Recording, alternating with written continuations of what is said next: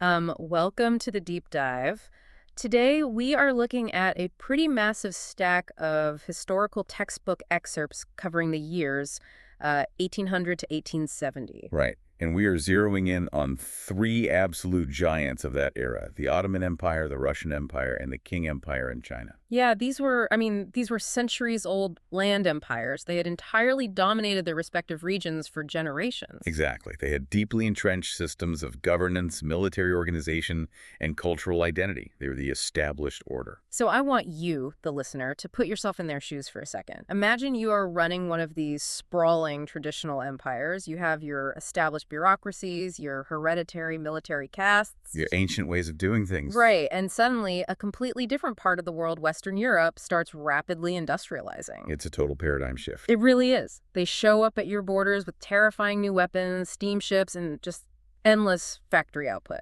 So how do you adapt? Do you attempt to change everything about your society, or do you double down on your ancient traditions? And that existential crisis is really the mission of this deep dive.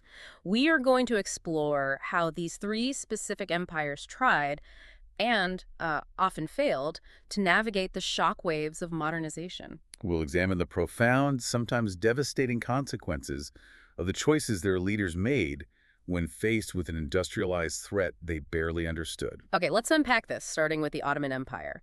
We have to look at the profound wake-up call they received right at the end of the 18th century. Yeah, 1798. Right, 1798.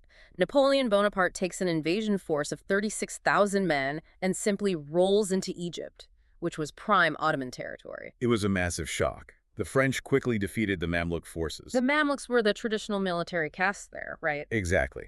They controlled Egypt for centuries on behalf of the Ottomans. And even though the French were eventually forced out a few years later by a combination of Ottoman and British forces, the illusion of Ottoman military invincibility was permanently shattered. It left this staggering power vacuum in Egypt. And stepping into that void is an Albanian commander named Muhammad Ali.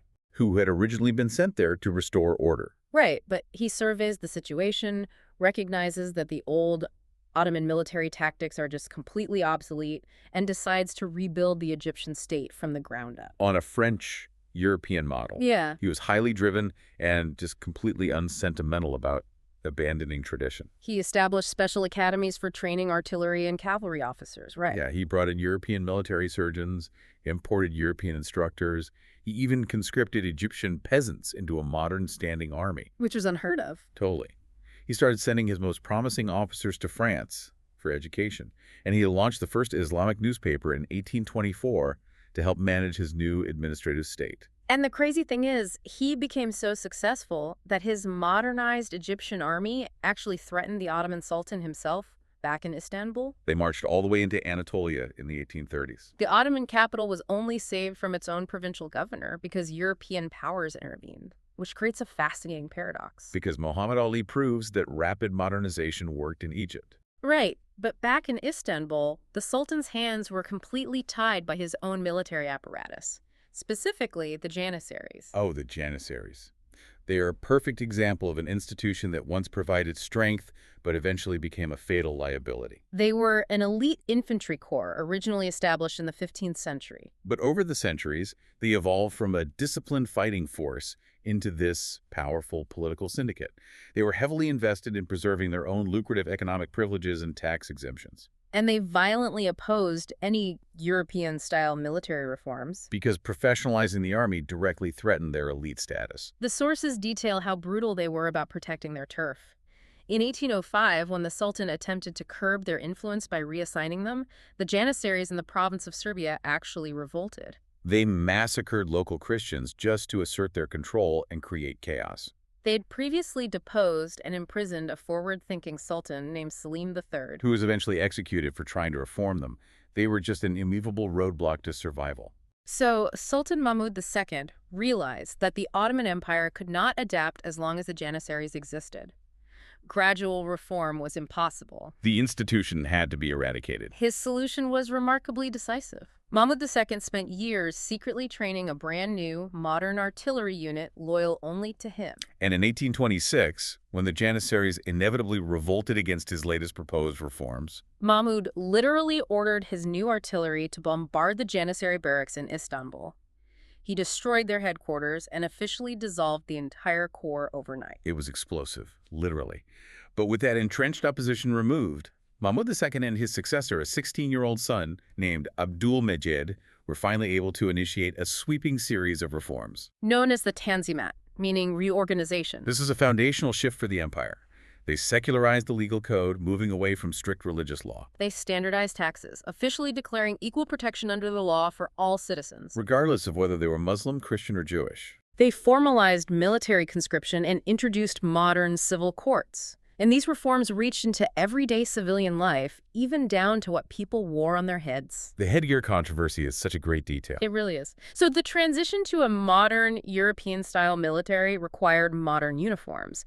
But that ambition collided directly with religious practice. Because European military hats featured prominent visors to block the sun. Right. But Muslim soldiers required headgear that allowed their foreheads to touch the ground during daily prayers. A visor gets in the way of that. So the state needed a solution that projected modernity while respecting religious obligation. The compromise was the fez. That brimless, cylindrical cap. Exactly. It allowed for unhindered prayer, but provided a uniform, standardized appearance. It was adopted by the military and civilian officials alike, becoming the defining visual symbol of the Ottoman reform era. What's fascinating here is that while we typically view the Tanzimat as a straightforward period of modernization and progress, secularization generated some deeply negative consequences for specific demographics. Most notably, women. Yes. The legal shift completely altered their financial autonomy. Before these secular reforms, Islamic law allowed women to retain considerable power in the management and disposal of their own property. They often controlled wealth through religious trusts or charitable foundations known as waqfs. But as the Tanzimat shifted legal jurisdiction from decentralized religious courts to centralized, state-run secular courts, it effectively transferred the administration of those property trusts to male state bureaucrats. So, in their attempt to modernize the state apparatus to compete with Europe, the Ottoman government inadvertently dismantled the very legal frameworks that had historically protected women's economic influence. It's a striking unintended consequence of top-down reform. It really is. Now, all of these sweeping changes, the new courts, the new army, the new taxes, were ultimately put to the test in the 1850s with the Crimean War. And ironically, the country that pushed the Ottomans into that conflict was dealing with an entirely different kind of existential crisis. Right, because while the Ottomans were forcing reform from the top down, the Russian Empire was doing the exact opposite. The Crimean War, running from 1853 to 1856, served as the catalyst that exposed the deep vulnerabilities of both empires. The conflict began when the Russian Empire attempted to expand southward into Ottoman territory. Aiming to secure access to the Black Sea and the Mediterranean. Exactly. And Britain and France intervened on behalf of the Ottomans, primarily to prevent Russian hegemony in the region.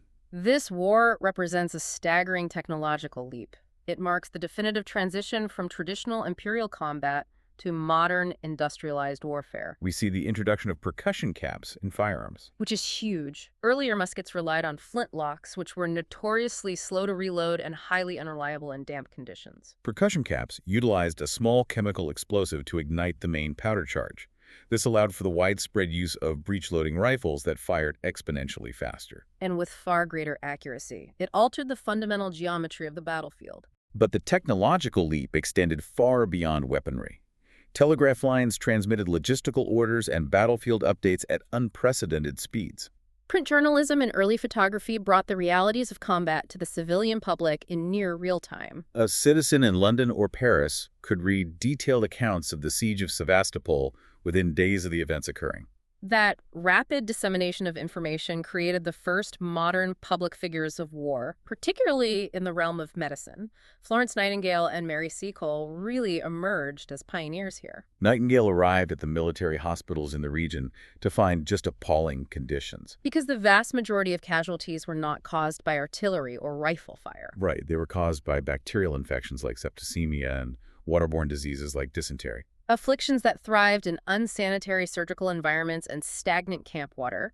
So by instituting rigorous sanitation protocols like boiling linens and enforcing strict waste management, Nightingale drove the hospital mortality rate down from 45% to under 5%. Her empirical approach to sanitation formed the bedrock of modern nursing and military logistics. And Mary Seacole's contribution is equally vital. As a Jamaican woman, she was repeatedly rejected by British nursing authorities. Undeterred, she traveled to the Crimea independently. She utilized her own capital to establish a convalescent facility near the front lines. Ultimately bankrupting herself to provide care for wounded soldiers. Amazing figure. So the Ottomans, alongside their European allies, technically won the Crimean War and halted the Russian advance. But the victory triggered a hidden trap. Fighting a modern, industrialized war requires staggering amounts of capital. And by 1856, the Ottoman government found itself heavily reliant on foreign loans just to keep the state functioning. To secure that financing, they were forced to lower tariffs, which flooded their markets with cheap European manufactured goods. Devastating local artisans. Furthermore, they were forced to expand the concept of extraterritoriality. This is a devastating blow to their sovereignty. Europeans operating in commercial centers like Istanbul were granted the right to live under the laws of their native countries. They were immune to Ottoman police, Ottoman courts, and Ottoman taxation. So the empire survived the military threat, but its economy became deeply subservient to European bankers and diplomats. Which brings us across the Black Sea to the instigator of the war, the Russian Empire. Their society was fundamentally different from Western Europe or even the Ottoman centers of trade. Russia was an overwhelmingly agricultural monolith. In the early 1800s, barely 3% of the Russian population lived in urban centers. They had virtually no middle class, no modern banking sector, and their transportation infrastructure consisted largely of dirt roads. Roads that turned to impassable mud during the spring thaws. The ruling philosophy in Russia, particularly under Tsar Nicholas I, was defined by a profound, paralyzing fear of reform. He observed the industrializing nations of Western Europe and associated their technological progress with political chaos, labor uprisings, and the erosion of absolute monarchical power. He did authorize the construction of the first Russian railroad in 1837, a short line connecting St. Petersburg to his imperial summer residence. But he actively restricted broader industrialization. He deliberately curtailed modern education and literacy programs. He was terrified that an educated populace would inevitably import Western concepts of liberalism, socialism, and representative government. He fundamentally preferred the rigid control of an agrarian society built on the backs of serfs over the unpredictable dynamics of a modern, urbanized working class. And to acquire necessary manufactured goods, Russia simply exported immense quantities of grain and timber, rather than developing a domestic industrial base. This deliberate stagnation sparked a profound cultural and philosophical debate within the Russian intelligentsia, splitting them into two distinct camps, the Westernizers and the Slavophiles. The Westernizers argued that Russia was dangerously lagging behind. They believed the empire desperately needed to adopt European technology, legal frameworks, and educational systems to survive. Much like the Tanzimat reformers in the Ottoman Empire. Exactly. The Slavophiles, however, held a completely opposite worldview. They didn't just tolerate Russia's lack of industry, they actively celebrated it. They viewed Western European industrialism as soulless, hyper-individualistic, and morally bankrupt. They believed the true soul of Russia resided in the traditional Orthodox peasant village, the commune, or the mir. They romanticized the agrarian lifestyle, arguing that Russia's unique spiritual destiny lay in its communal, autocratic traditions, completely separate from the corrupting influence of Western factories and parliaments. But romanticizing agrarian peasantry doesn't help you fight an industrialized war. No, it doesn't. The Tsar sided with the Slavophiles, keeping the Russian military hopelessly outdated. So when the Crimean War erupted, the consequences were disastrous. Russia was fighting on its own borders, defending its own naval bases, yet it was comprehensively defeated by the British, French, and Ottomans. The logistical failures were staggering. The Russian military simply could not transport reinforcements or supplies to the Crimean Peninsula because they lacked a rail network. Their infantry was still equipped with obsolete smoothbore muskets, while the Allied forces were picking them off from a distance with modern percussion cap rifles. It was a profound humiliation that shattered the Slavophile illusion of agrarian superiority. When Tsar Alexander II ascended to the throne near the end of the war, he recognized that an empire relying on uneducated indentured serfs and antique weaponry could no longer maintain its status as a great power. This realization forced his hand, leading to his most consequential decree in 1861, the emancipation of the serfs. It was a sweeping, reactive reform born entirely out of military trauma. Alexander II finally freed millions of peasants from legal bondage. He authorized the creation of new joint stock companies, initiated the projection of a massive national railroad network, and overhauled the legal system. But because the reform was delayed for decades, it unleashed immense social friction. The emancipated serfs were forced to buy the land they had worked for generations. Saddling them with crippling debt and setting the stage for decades of simmering revolutionary tension. Now here's where it gets really interesting and profoundly tragic. We are shifting our focus eastward to the Qing Empire in China. If the Ottomans tried top-down reform and the Russians delayed reform until they were bleeding, the Qing Empire experienced a complete structural collapse. By the year 1800, the Qing Empire was a bureaucratic giant, collapsing under the weight of its own demographic success. The early centuries of Qing rule had brought unprecedented stability and agricultural innovation, which resulted in a staggering population boom. Between 1650 and 1800, the population of China more than doubled, soaring well past 300 million people. That demographic explosion placed impossible strain on the environment. The sources point to severe deforestation, the depletion of arable soil, and the displacement of indigenous populations as farmers pushed into marginal lands. It created an enormous, volatile, floating population of unemployed laborers, disgruntled internal migrants, and impoverished farmers wandering the interior provinces. It was a socioeconomic powder keg. The central government, bound by rigid Confucian administrative traditions, was entirely unequipped to manage a crisis of this scale. And precisely at this moment of extreme internal fragility, the British Empire arrived, determined to aggressively balance its trade deficit. The British were importing vast quantities of Chinese tea, silk, and porcelain.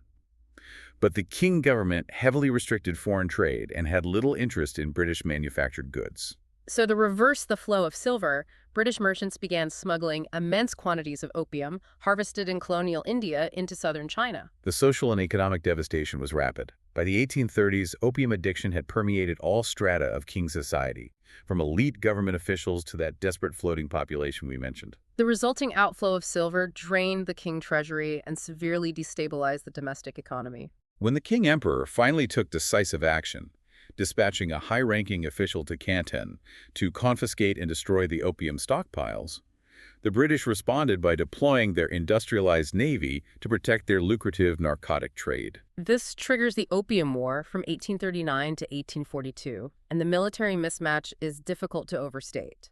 The Qing military apparatus relied heavily on the Bannermen, a hereditary military caste that had conquered China centuries earlier. By the 1840s, they were deploying tactics and weaponry that belonged in the 17th century. Many units were armed with matchlock muskets, which required a soldier to manually light a slow-burning fuse to ignite the powder, rendering them virtually useless in the rain. Others fought with swords, spears, and traditional archery. The British countered with shallow-draft, steam-powered gunboats capable of navigating up China's interior rivers. They completely bypassed heavily fortified coastal batteries. British infantry, equipped with modern rifles, devastated the Bannerman formations. The Qing Empire was forced to capitulate, resulting in the Treaty of Nanking in 1842. The treaty fundamentally dismantled the old Canton system that had carefully regulated foreign influence. It permanently ceded the island of Hong Kong to the British Empire and forced the opening of multiple treaty ports along the coast. Crucially, it established the bureaucratic mechanism of most favored nation status. That specific clause was a nightmare for Qing sovereignty. It dictated that any privilege, legal immunity, or trade concession granted to another foreign power in the future would automatically be extended to Britain. The Qing entirely lost control over their own borders, their tariff policies, and their internal legal jurisdiction. Foreigners in the treaty ports were granted the same extraterritorial immunity we saw in the Ottoman Empire. This humiliating defeat, combined with the festering demographic and environmental crises in the interior, ignited the most destructive civil war in human history, the Taiping Rebellion. The origins of the Taiping Rebellion are rooted in the profound desperation of that floating population. It centers on a man named Hong Xiuquan. He belonged to a marginalized minority group called the Hakkas. He spent years intensely studying for the grueling provincial civil service exams, the traditional pathway to bureaucratic power and social mobility. He failed repeatedly, and following his final failure, he suffered a severe psychological collapse. During his recovery, he encountered translated Protestant missionary tracts. He interpreted his hallucinatory visions through this foreign religious framework. ultimately concluding that he was the younger brother of Jesus Christ, divinely commissioned to purge China of the Qing dynasty and establish a utopian, heavenly kingdom of great peace. In a prosperous era, he might have been ignored, but in an empire suffocating from overpopulation, opium, and economic ruin, his message found a massive, eager audience. He rapidly gathered hundreds of thousands of followers, particularly among the impoverished Hakka communities and displaced laborers. The society they constructed was a radical departure from traditional Confucian norms. They enforced absolute segregation of the sexes, yet organized both men and women into disciplined military units. Featuring thousands of female soldiers serving in frontline combat roles. They banned foot binding, outlawed private property, and implemented a strict, totalitarian, socio-religious hierarchy. The sheer scale of the conflict, which raged from 1850 to 1864, defies modern comprehension. The Taiping forces captured the immense city of Nanjing, establishing it as their capital. The Qing military laid siege to the city for over a decade. By the end of the siege, the conditions inside Nanjing were apocalyptic. Starving citizens were reduced to consuming weeds, boiled leather, and eventually human flesh. The agricultural heartland of central China was utterly devastated by constant warfare and scorched earth tactics. Famine and subsequent outbreaks of bubonic plague swept through the provinces. Conservative estimates place the death toll of the Taiping Rebellion between 20 and 30 million people. It is a staggering loss of human life. The Qing dynasty only survived this cataclysm by completely abandoning its core philosophy of centralized control. The traditional bannermen had proven entirely incapable of suppressing the Taiping forces. The imperial court in Beijing was forced to authorize provincial governors to raise their own regional armies and levy local taxes to fund the war effort. Most notably, a scholar official named Zheng Guofan. If we connect this to the bigger picture, Zheng Guofan's approach represents a profound ideological pivot. He initiated the self-strengthening movement. Right, he recognized that mastery of ancient Confucian texts was irrelevant against modern artillery. He began hiring American and European advisors to construct modern arsenals, shipyards, and military academies in the provinces. He even sponsored an educational mission that sent dozens of young Chinese students to Hartford, Connecticut, to study mechanical engineering and international law. But this decentralized survival strategy permanently weakened the Qing imperial court, shifting power to regional warlords and setting the stage for the dynasty's ultimate collapse in the 20th century. So, when we synthesize the experiences of these three vast empires, a distinct pattern emerges. The Ottoman Empire attempted top-down centralized legal and military reform through the Tanzimat, but their reliance on foreign capital left them drowning in debt and stripped of their legal sovereignty. The Russian Empire allowed fear of social upheaval to delay necessary modernization, relying on agrarian serfdom until a humiliating military defeat forced a reactive, chaotic emancipation. And the Qing Empire, paralyzed by internal demographic rot, was violently forced open by foreign gunboats, resulting in a civil war so catastrophic it fundamentally fractured the state. The core takeaway connecting all three narratives is stark. Regardless of how insulated a society believes it is, how glorious its history, or how deeply entrenched its cultural values are, ignoring sweeping technological and global paradigm shifts is a terminal mistake. Furthermore, the tragic irony of this era is that even when these empires did attempt to adapt, they invariably found themselves at the mercy of European industrialists, bankers, and diplomats. They were forced to play a geopolitical game where the rules had been entirely rewritten without their input or permission. This historical dynamic is profoundly relevant to you today. We are currently navigating our own era of massive technological upheaval. The rapid acceleration of artificial intelligence, globalized data networks, widespread automation. The fundamental challenge we face is identical to the one confronting Mahmud II, Alexander II, and Zheng Guofan. How do you integrate deeply disruptive, paradigm-shifting change into your society without entirely sacrificing your foundational identity? This raises an important question, and it is the final thought I want to leave everyone with. History clearly demonstrates that institutions, whether they are sprawling empires, modern corporations, or even individuals, often fiercely cling to their janissaries or their bannermen. They fiercely protect the outdated systems, the inherited privileges, and the obsolete methodologies that generated success in the past. But are actively hindering their survival in the present. That is exactly the trap. So, as you observe the rapidly shifting landscape of the modern world, whether within your specific industry, your community, or your own personal development, what are the obsolete matchlock weapons that we are still desperately carrying into tomorrow's battles? That is a profound question to wrap our heads around. Thank you for joining us on this deep dive into the forces that shaped the modern world. We unpacked a significant amount of history today, and ideally it provides you with a sharper lens to evaluate the future. Until next time, keep learning and keep questioning.